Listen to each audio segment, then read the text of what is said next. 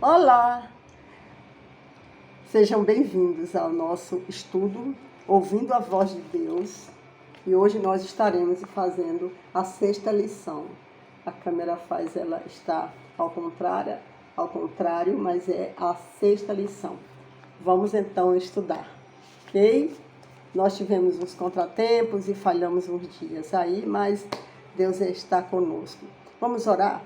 Querido Deus, obrigada por estar conosco e por nos ajudar, Senhor, a estudar e a aprender de Ti. Então, esteja conosco e aumente a nossa capacidade, Senhor, de internalização e de sabedoria de Ti, por Jesus. Amém. Bem, nós estamos aqui hoje com o estudo Sinais da Volta de Cristo. Estando os discípulos no Monte das Oliveiras, Jesus ouviu essa pergunta: que sinal haverá da tua vinda e da consumação dos séculos? Está em Mateus 24, verso 3. O mestre, então, enumerou vários sinais e indicadores do seu retorno à Terra.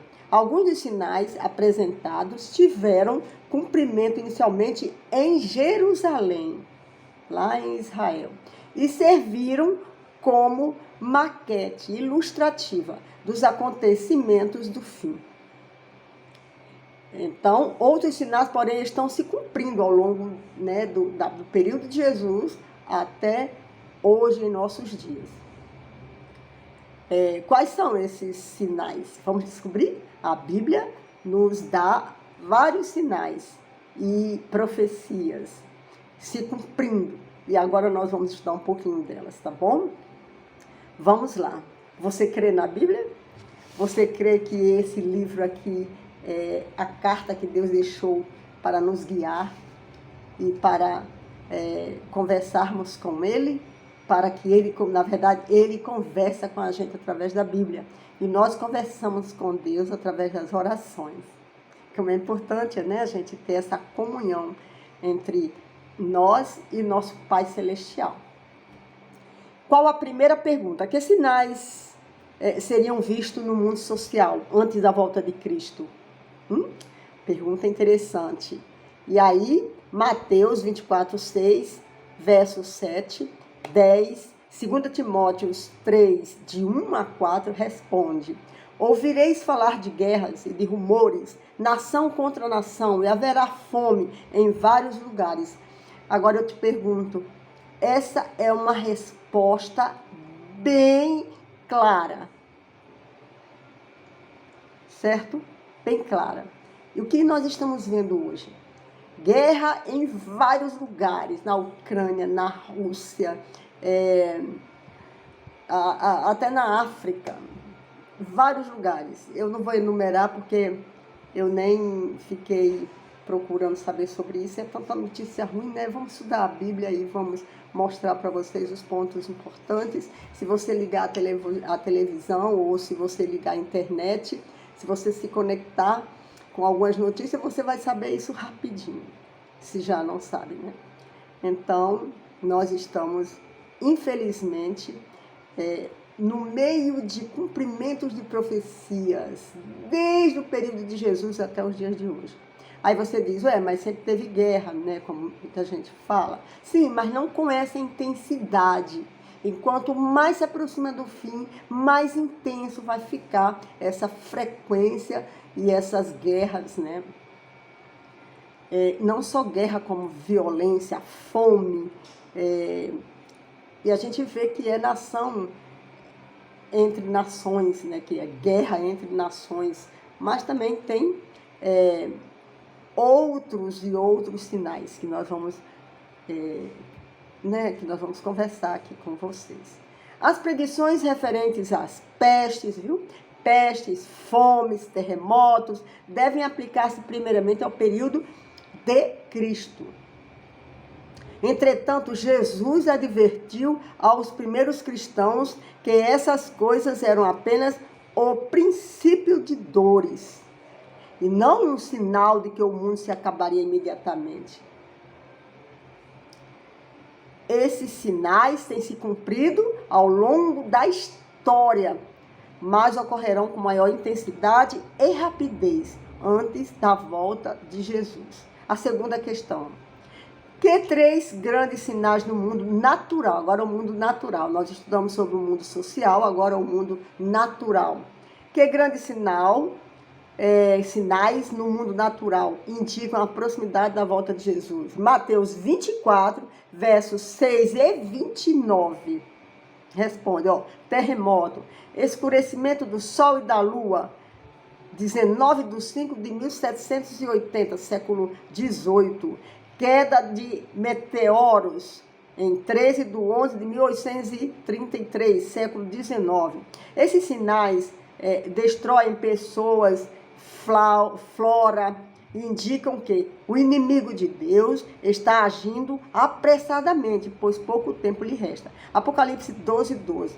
Ao longo do tempo, a intensidade, a frequência dos sinais aumenta e se reflete até em doenças incuráveis, na extinção de várias espécies da fauna, flora e nos desastres naturais, na destruição também moral da sociedade. Agora, que sinais seriam vistos no mundo religioso? Veja, falamos do sinais no mundo social, né, de guerras, nação contra nação, fome, pestes e tudo mais. Depois falamos no mundo natural, sobre a flora, a fauna, os desastres naturais e desestruturação moral da sociedade. Agora partimos para o mundo religioso. Antes da volta de Cristo, quais são esses sinais no mundo religioso? Mateus 24, versos 4, 5, 11 e 24 responde: haverá falsos cristos, falsos profetas. O engano será baseado em sinais e prodígios. A iniquidade será multiplicada. Mateus 24, verso 11. 1 João, capítulo 3, verso 4. Qual é a motivação desses falsos profetas ao pregarem a Bíblia? Ou seja, por que os falsos profetas pregam a Bíblia? 2 Pedro, capítulo 2, versos de 1 a 3, responde: avareza. Avareza, meus irmãos. E B, o que atrai essas pessoas aos falsos líderes? Por que existem religiões com falsos líderes e dá mais gente nessa sociedade fake, né? Nessa sociedade religiosa fake, do que numa religião que está totalmente de acordo com a Bíblia, que Jesus conversa conosco, né? Através desse livro. Por quê? Em Mateus, capítulo 7, versos 21 a 23, responde: amizades é um grupo social, as pessoas estão ali, aprendem uns com os outros, aprendem também da Bíblia, não como a Bíblia, né, se explica totalmente, não como o Espírito Santo atua totalmente na Bíblia. Elas aprendem partes, elas também desconhecem o que é 100%, porque também desconhecem a Bíblia, infelizmente. E aí elas são mais fáceis de serem enganadas. Doutrinas sem base bíblica, né, o que a gente acabou de falar, né, ou uma porcentagem pequena mistura a verdade com a mentira, sendo que, digamos aí, 90% de verdade e uma coisa que tomba tudo que foi falado, mas a pessoa não sabe. Então, e sinais e prodígios, as pessoas estão só querendo curas, né, só querendo as mãos de Deus, os milagres de Deus. Mas, na realidade, o inimigo também faz milagres falsos, mas faz, e que engana. Então, já no sermão escatológico, Jesus enfatizou que o engano será o instrumento mais poderoso do inimigo. Hoje nós vivemos sobre enganos. As pessoas se disfarçam de boazinhas, se disfarçam de gente interessado, religioso, mas na verdade elas não se aproximam, não conhecem a Bíblia, não se aproximam de Deus. Falam do que vem à cabeça sem nenhum fundamento verdadeiro. Falam o que pensam, o que acham. E, infelizmente, elas estão e ficam equivocadas, confundidas e confundem os outros. Nesses dias é poderoso o poder do inimigo na vida das pessoas no mundo religioso. Se possível, Deus diz, né? Enganaria os próprios escolhidos. Mateus 24, 24. Capítulo 24, verso 24. Todo aquele que em sua sinceridade busca a Deus não será deixado em trevas com relação ao caminho a seguir. Ao homem que teme ao Senhor, ele o instruirá no caminho que deve escolher. Com Deus é assim, ou sim ou não. Deus não está num lugar onde a mentira coabita com a verdade. Ou seja, a mentira se entrelaça com a verdade. Aí, no caso, Deus não está. Isso não é palavra minha, não é palavra quem sou eu, não é palavra da igreja onde eu frequento, isso são palavras da Bíblia, né? Onde Deus está, Deus é luz. As trevas fazem o quê? Some. Onde Deus está, não há mentira. Não há como confundir uma pessoa que conhece a Bíblia. Claro que o inimigo, né, ele é ardiloso, ele vai fazer com que a gente caia, mas logo a gente se arrepende e Deus confessa a Deus e Deus nos ergue, mostrando para a gente outro caminho, a verdade, no caso. Então, Salmos 25, 12. Agora, além disso, que importante sinal foi mencionado por Cristo? Mateus 24, 14. O importante sinal para a volta de Jesus é a pregação do evangelho verdadeiro em todo o mundo. No meio dessa confusão, dessa Babilônia, desse desespero em que as pessoas estão se envolvendo em mentiras e muitos inocentes. É claro que Deus não vai deixar seus filhos à mercê da mentira. É claro que Deus suscita pessoas que falem sobre Ele e que conversem com Ele sobre verdade. A verdade de Deus está sendo proclamada no mundo inteiro. Não vai ficar uma sequer pessoa com desculpa de que não pôde e não está no caminho de Deus, porque elas não conseguiram entender ou saber da verdade de Deus, do Evangelho de Deus. Mateus 24, 14 apresenta então a pregação do Evangelho em todo o mundo. Apocalipse 14, 6 a 12. Esse não é um evangelho barato.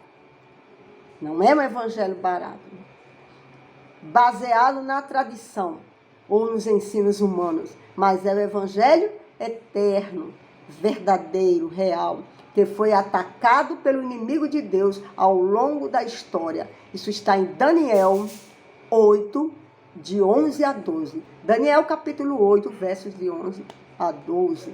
Agora, Paulo fala de outro evangelho que está sendo pregado em Gálatas 1:6. O que fazer para não ser enganado? E agora? Vamos pensar bem sobre tudo isso que eu te falei, sobre essa confusão, sobre essa Babilônia, sobre esse equívoco, essa Babilônia de mensagens mentirosas, mensagens que prometem vida longa, que promete dinheiro, que promete isso, que promete aquilo. Deus nunca prometeu nada disso. Embora, se Ele quiser, Ele dá. Ele mesmo diz. Certo? Deus nos prometeu a vida eterna. E Ele ainda diz, ó, no mundo tereis aflições. Tende de bom ânimo, eu venci o mundo. Diz que Deus promete, ó. 1 João 4:1. Devo provar, veja bem, o que eu posso fazer para não ser enganada? O que fazer para não ser enganado? Devo provar se o ensino está de acordo com a palavra de Deus. Sempre que você ouvir de alguém falar sobre a Bíblia, você vai lá na Bíblia e lê e procura evidências na escatologia, procura evidência no mundo, na história, sobre tudo o que se fala, a Bíblia, há evidências da verdade. A própria Bíblia se interpreta. Não precisa da minha interpretação, não precisa da interpretação do ser humano. Ela mesmo, um pouquinho aqui, um pouquinho ali, como já estudamos nos livros anteriores, no estudo anterior. E nós aí vamos entender com o Espírito Santo e sempre com alguém ajudando, né? Na web tem o nosso querido, amado Rodrigo Silva, que é um teologando, né? Eu acho que ele tem PhD em teologia, ele é doutor em teologia. Ele tem mais, eu esqueci agora, aquela ciência que procura evidências através do tempo, nas escavações, enfim. Ele também tem uns outros e outros, como Leandro Quadros, enfim, vários teólogos. Todo cristão tem a responsabilidade de comparar o ensino religioso popular com as Escrituras. Esta não é uma opção, é um imperativo. Nós somos mandados por Deus para procurarmos a verdade, para escaparmos das mentiras. Precisamos agir como os bereanos. Os bereanos foram uma civilização, pessoas que estiveram preparadas. Quando alguém falava sobre Deus e sobre a Bíblia, eles iam lá e iam procurar na Bíblia, no livro, no verso, e, enfim, para saber se realmente a pessoa estava falando a verdade. Se fosse um profeta de Deus, estaria falando a verdade. Se fosse um falso profeta, eles logo descartariam, porque a Bíblia é o livro que é a palavra de Deus, que você pode ter o fundamento verdadeiro, pode confiar. Então, precisamos agir como eles. Recebiam então a mensagem do Evangelho com grande avidez e eles examinavam as Escrituras para confirmar o ensinamento bíblico. Atos 17:11. Tudo o que ouvimos sobre Deus e sobre o futuro deve ser comparado com as informações bíblicas. Nós não podemos vacilar, nós não podemos deixar ignorar os fatos que a Bíblia ensina. Agora, a sexta pergunta. Por que Deus manda provar o ensino dos profetas? Mateus 7,15, 2 Pedro 3,16 vai dizer, porque o engano às vezes parece verdade, e para comprovar se o que é ensinado está de acordo com a Bíblia. Para não sermos enganados diante de tantas religiões e denominações, a Bíblia nos orienta a confirmar se os ensinos provêm de Deus ou não. Ou seja, devemos comparar a doutrina bíblica com os ensinamentos que recebemos. Mateus 71:5. Viu, meu amigo, minha amiga? Certo? A gente não é dono da verdade. A gente busca a verdade na palavra de Deus. Como saber se uma doutrina é verdadeira? João 7:17 responde. Isaías também 28:10 responde.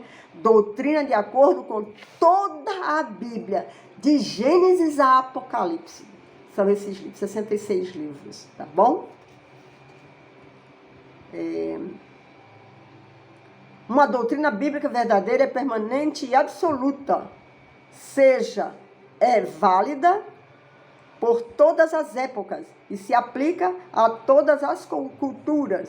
Está baseado na totalidade das Escrituras, isto é, toda a Bíblia deve ser examinada. Tanto o Antigo como o Novo Testamento devem ser estudados no contexto bíblico. Se os sinais estão se cumprindo, por que Jesus ainda não voltou? É uma pergunta interessante, né? Mais uma pergunta.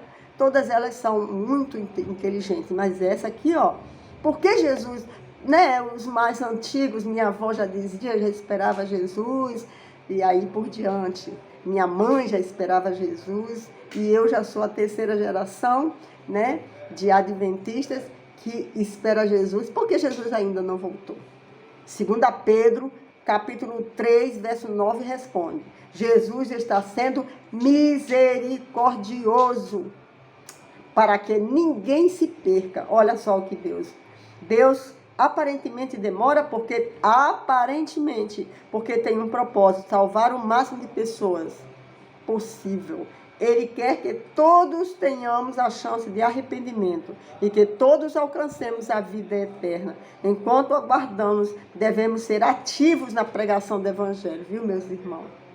Não fique chateado se você liga a TV e você ouve a palavra de Deus. Porque Deus disse que se as pessoas não falassem e não pregassem, até as pedras clamariam. É ordem de Deus. É ordem de Deus que nós proclamemos a mensagem do Evangelho para que ele volte. Todo mundo tem que estar sabendo tudo, todas as mentiras, as artimanhas do inimigo de Deus. E só assim ele vem. E será pregado este Evangelho do reino por todo mundo para testemunho a todas as nações. E então virá o fim. Viu? Mateus 24, 14, Apocalipse 14, 6 a 12. Que atitude devemos ter no tempo do fim? Então, como que eu posso me portar no tempo do fim? O que eu devo fazer? Lucas 21, 28, 34, Mateus 6, 33 responde. Exaltar e erguer a cabeça, buscar a Deus em primeiro lugar. Olha, se você acordar, amém, graças a Deus, porque eu estou viva, porque Deus me concede mais um tempo. Se eu vou dormir, agradeço a Deus pelo tempo, pelo dia que passou, pelo alimento, pelo teto, pela vida, por ter podido ajudar, por ter podido proclamar a sua mensagem, por ter sido escolhido por Deus para vir a esse mundo. Você imagina